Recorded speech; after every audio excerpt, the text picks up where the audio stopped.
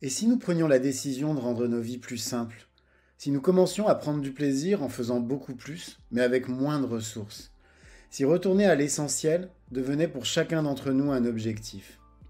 Je m'appelle Lionel Clément et depuis une dizaine d'années, j'ai décidé de mener une vie plus simple, plus en adéquation avec mes valeurs. Durant ces 10 années, j'ai travaillé à mener une vie plus frugale et j'ai découvert que c'était absolument pas une vie triste, ennuyeuse et pleine de frustration. J'ai découvert dans la frugalité une forme d'abondance qui aujourd'hui me rend pleinement heureux, même si je suis encore loin, très loin d'être arrivé. Et je suis convaincu que cette quête de simplicité est la quête de ma vie. J'ai créé les chemins de la frugalité pour partager mon expérience, mes découvertes, mais aussi pour vous inspirer et vous donner envie, à vous aussi, de faire de l'essentiel le tout de votre quotidien. Je vous souhaite de passer un excellent moment avec moi sur ces chemins qui, au final, ne nous mènent qu'à nous-mêmes.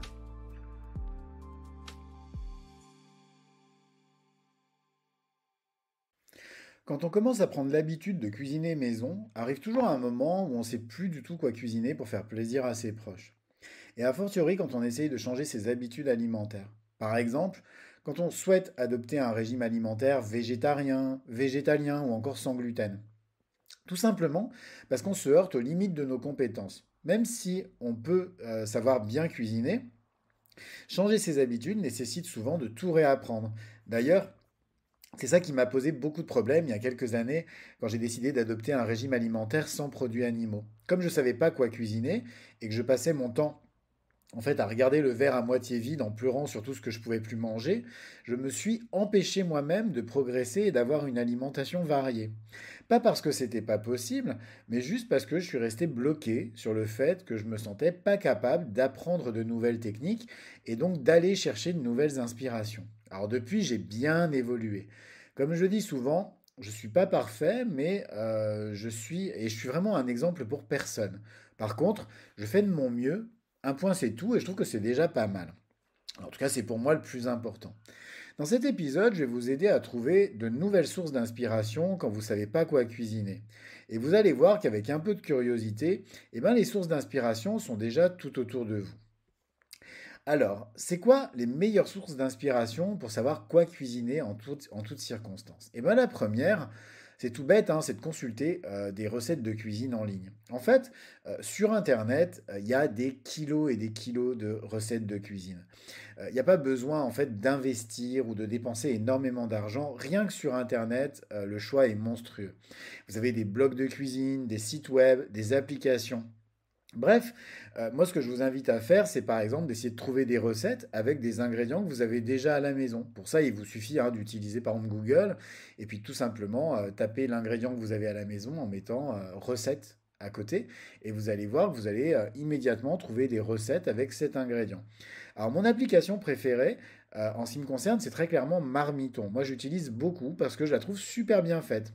En fait, elle a un système assez collaboratif et donc ça permet d'avoir accès à une multitude de recettes parce que tout le monde, tous les membres de Marmiton peuvent publier dessus des recettes.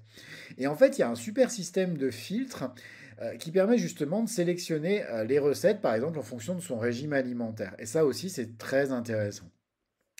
Mon deuxième conseil, ça va être de feuilleter des livres de cuisine. Tout simplement parce qu'en parcourant des livres de cuisine, eh ben, on va trouver plein d'idées. Alors, les livres de cuisine, il faut savoir que pour moi, c'est une vraie passion. En fait, j'en achète énormément depuis toujours et j'adore surtout les livres de cuisine qui permettent de découvrir, par exemple, de nouvelles cultures, de nouvelles cuisines. Alors, ma collection préférée, c'est très clairement la collection cuisine de l'éditeur Phaidon. Phaidon. Alors j'en ai déjà parlé à plusieurs reprises, mais tous les livres de cuisine de cette collection sont hyper inspirants. Pour la cuisine végétale, j'achète principalement les livres des éditions La Plage. C'est une petite maison d'édition hein, qui s'est créée il y a quelques années, puis qui a vraiment décollé sur ce créneau de la cuisine végétale, de la cuisine sans gluten, etc. Et pour le coup, étant donné qu'elle met en avant des créateurs culinaires spécialisés dans ces approches-là, eh ben, on a des recettes vraiment très intéressantes et très originales. Et puis, parmi les cuisiniers qui m'inspirent le plus, moi, je vous invite à vous procurer de toute urgence tous les livres sans exception du chef Yota Motolenghi. Alors certes, ils sont un peu chers, mais ce sont des livres qui vont plus vous quitter avec des recettes qui sont très simples, très faciles, par exemple à végétaliser, etc. Et moi personnellement, je les adore. Vous avez aussi, pour vous inspirer, la possibilité de regarder des émissions culinaires. Alors, il y a plein d'émissions de cuisine à la télé, il y a des chaînes spécialisées sur la cuisine aujourd'hui. Il y a aussi des plateformes, des émissions sur les plateformes de streaming. Et tout ça, ça peut vraiment vous donner des idées et des techniques pour mieux cuisiner. Alors, les émissions culinaires, c'est mon deuxième péché mignon juste après les livres. Quelle qu'elle soit. C'est vraiment le type d'émission qui me permet de découvrir de nouvelles techniques. Et ce que je trouve intéressant, c'est que ça me permet de voir les gens faire. Alors que dans un livre, c'est toujours un peu plus compliqué de se projeter, par exemple, sur un geste, ce genre de choses. Mes deux émissions préférées en ce moment, alors la première, elle est sur Netflix, c'est les Tribulations culinaires de Phil. Alors c'est une émission que je suis depuis très longtemps. J'ai dévoré les 6 saisons à plusieurs reprises. Pourtant, on est vraiment sur de la cuisine très classique, très traditionnelle. Mais j'adore le personnage, j'adore l'émission. Je trouve que c'est une émission qui est très bien faite, avec énormément de bienveillance, et je prends beaucoup de plaisir à la regarder et à découvrir des manières de cuisiner.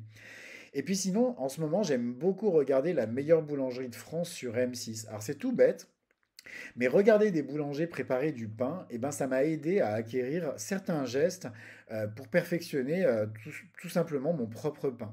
Donc vraiment, ça c'est une émission que j'adore vraiment.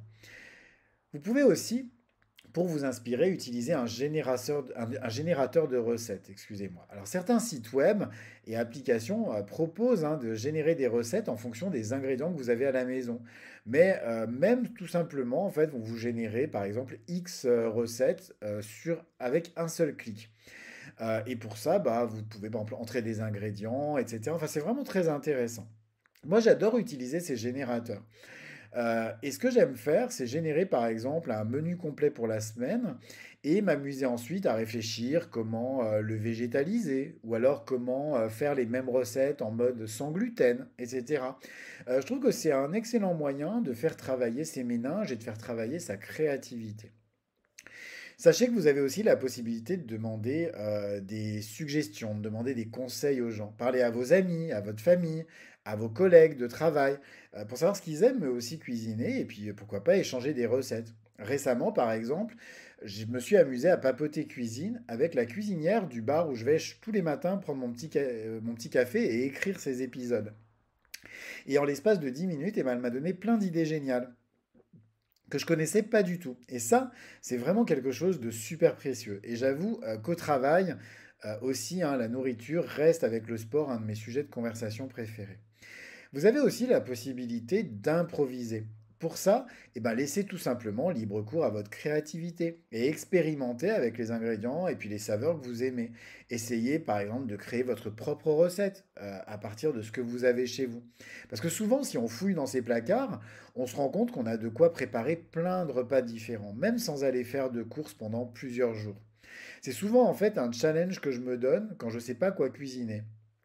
Parvenir à créer un repas délicieux avec uniquement le contenu du placard ou le contenu du frigo, etc. Bref, je vous invite à vous fixer ce genre de petit challenge, c'est vraiment quelque chose de très intéressant. Vous avez aussi la possibilité de planifier vos repas. Ça va vous éviter justement de vous retrouver sans aucune idée pour cuisiner, de les planifier à l'avance. En fait, vous allez faire une liste de recettes pour la semaine et en même temps, ce qui est intéressant, c'est que vous allez pouvoir faire aussi votre liste de courses. Alors, je vous rappelle d'ailleurs que j'ai dédié plein d'épisodes de ce podcast au batch cooking, une technique qui permet non seulement de prévoir à l'avance vos repas, mais aussi de les préparer en une seule fois pour pas avoir à passer du temps à cuisiner tous les jours. Je vous invite vraiment à les écouter, ils sont super intéressants et inspirants. Vous avez aussi la possibilité de fixer des thèmes pour votre repas, par exemple, des thèmes pour votre repas du soir. Choisissez un thème, par exemple comme une cuisine du monde, un type d'ingrédient, une couleur. Et puis, vous allez essayer de suivre ce thème. Et vous allez voir que le fait de se fixer un thème, eh ben, c'est hyper intéressant. Ça donne plein d'idées. Alors moi, un de mes jeux favoris, c'est de prendre au hasard un livre de cuisine dans ma bibliothèque et de sélectionner, par exemple, une recette à l'intérieur au hasard. Un peu comme on le faisait quand on était petit avec le jeu du dictionnaire. C'est tout bête, mais c'est un excellent moyen de trouver de l'inspiration et aussi de se challenger parce que d'un seul coup, on va se retrouver avec une recette qu'on ne connaît pas justement à préparer. Autre idée, c'est tout simplement de faire simple. Si on ne trouve pas d'inspiration, pourquoi pas opter pour quelque chose de très rapide à faire en fait et de très simple, comme par exemple des pâtes avec une bonne sauce, une bonne salade composée, des omelettes, des sandwichs. C'est pour cette raison, par exemple, que moi j'ai toujours à la maison des basiques, comme des pâtes, du riz ou d'autres céréales. C'est d'excellentes bases pour créer des super recettes. Et puis je vous invite également à taper toujours dans la barre de recherche de Google recettes de sandwich. Vous imaginez pas toutes les recettes extraordinaires que vous allez découvrir, et ça pour tous les goûts et surtout super facile à préparer. Vous avez aussi la possibilité de participer à des ateliers de cuisine. Tout ça, ça va vous aider à élargir vos compétences culinaires, à découvrir de nouvelles recettes. Et pour ça, vous avez soit des ateliers dans votre ville, hein, si vous voulez avoir le créateur culinaire ou le cuisinier avec vous, soit vous pouvez aussi souscrire à des ateliers en ligne. Alors mon conseil, attention à bien regarder les avis des personnes qui ont déjà suivi le cours que vous envisagez avant de l'acheter. Ça va vous permettre d'avoir la certitude de prendre des cours de qualité délivrés avec sérieux et une vraie pédagogie. Cet épisode des chemins de la frugalité est maintenant terminé. Alors comme d'habitude, je vous invite, si vous aimez mon podcast, à vous y abonner et pourquoi pas lui mettre 5 étoiles sur votre plateforme de podcast préférée. Ça va beaucoup m'aider à bien le référencer, c'est-à-dire à faire connaître mon travail. Et puis sinon, vous pouvez aussi le partager autour de vous afin de le faire connaître à vos proches. En attendant, je vous souhaite à tous une très belle journée et puis je vous dis à demain pour un nouvel épisode. Au revoir.